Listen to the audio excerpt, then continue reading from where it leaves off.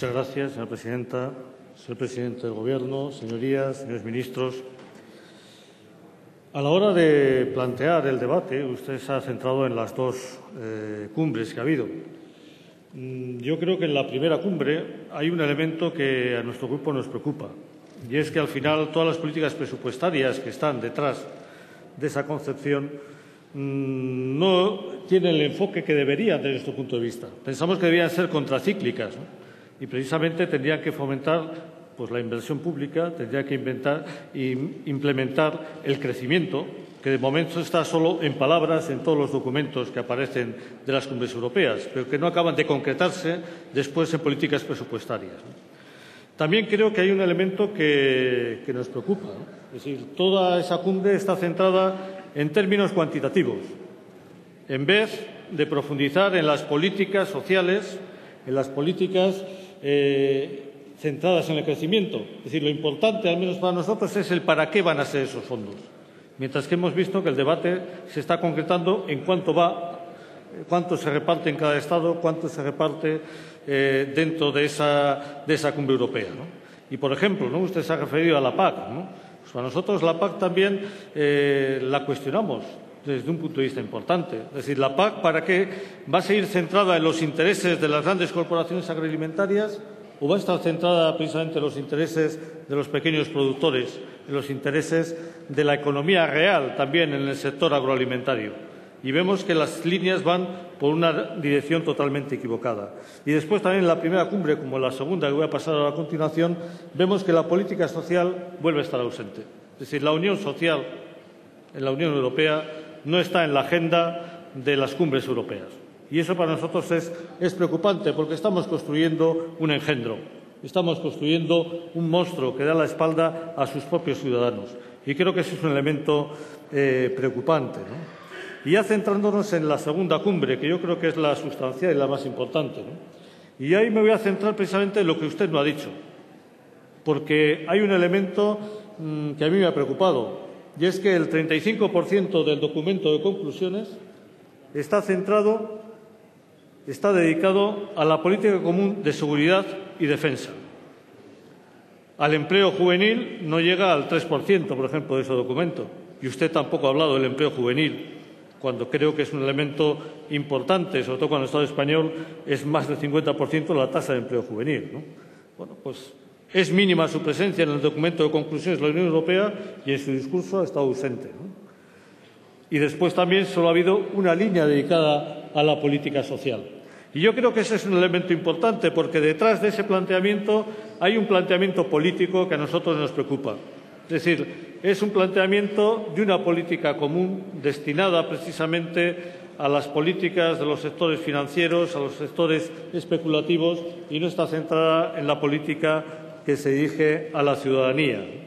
Es decir, hay una ausencia total de planes de apoyo a la financiación de cooperativas, pymes, autónomos, familias. Simplemente recuperan algunas líneas, pero no hay compromisos, no hay dedicación, no hay incluso presencia física en ese documento de conclusiones. El grueso de las medidas están centradas en dar respuesta a las preocupaciones de la señora Merkel, que no son otras que los intereses de la banca alemana. Y este es uno de los elementos también de preocupación, que va en contraste con esa filosofía que decía antes, que desde su punto de vista debían tener las cumbres europeas y la política de construcción europea. Es una construcción europea social, centrada en los ciudadanos, no centrada en los intereses especulativos, ¿no?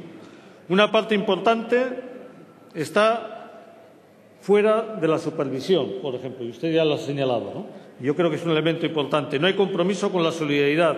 No hay fondo de garantía de depósitos europeo en el que la banca asuma el riesgo de las pérdidas, no solo el goce de los beneficios que han tenido hasta ahora, ¿no? Y ese es otro elemento importante. No se ha abordado tampoco la cuestión fundamental para dar respuesta a la actual crisis y evitar que se pueda repetir en el futuro. Y la respuesta fundamental debe ir en convertir al Banco Central Europeo en un auténtico banco central con potestades en materia de política monetaria. Y eso tampoco está presente en el día a día de los debates, ¿no? Se habla de la recapitalización directa y se sigue impulsando la conversión de la deuda privada bancaria en deuda pública, mientras que no se les hace recaer sobre la banca la obligación de justicia social, de solidaridad, de contribuir al bien común. No hay ningún movimiento en materia de la imposición fiscal efectiva, ¿no? Y también hay una ausencia de compromisos en política social. La cohesión social solo es un titular. Solo el 12% del documento está centrado en el crecimiento.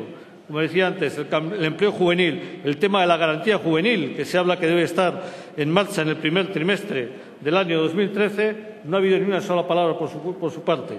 Y creo que es un elemento importante, como he insistido antes, cuando el 50% de la tasa de paro está en los jóvenes, ¿no? Y, finalmente, la unión política. Tampoco se aborda el déficit democrático. Creo que hay que empezar a impulsar un cambio en la pseudoconstitución europea, que vaya más a centrarla en esa necesidad de vinculación a la voluntad de la ciudadanía. Tampoco se ha hablado de algo que es importante y que usted debía haberlo planteado también, con una visión más amplia de la que la tiene, que es la ampliación interna de la Unión Europea. Es decir, ¿qué se va a hacer para que esas partes de la Unión Europea, que somos Europa y que queremos estar en Europa de otra forma, tengamos también un cauce para expresar esa inquietud y para construir una Europa unida de verdad? Mire usted, y con eso acabo, señora presidenta, en Euskal Herria queremos construir Europa de otra manera, una Europa de los pueblos, sin fronteras. Como decía don Manuel Irujo, que fue miembro también de esta Cámara y ministro del Gobierno de la República, no queremos poner fronteras en el Ebro, queremos quitar las fronteras del Bidasoa que nos dividen como pueblo. Queremos hacer una Europa social, una Europa solidaria hacia adentro y hacia afuera, una Europa de los ciudadanos y ciudadanas en vez de una Europa de las grandes corporaciones económicas y financieras. Queremos la soberanía para Euskal Herria precisamente para esto, porque ahora mismo la actual concepción de la Europa no da respuesta a los intereses de los ciudadanos y el Estado español tampoco nos sirve para avanzar en esa Europa social, solidaria y unida que decía antes. Muchas gracias.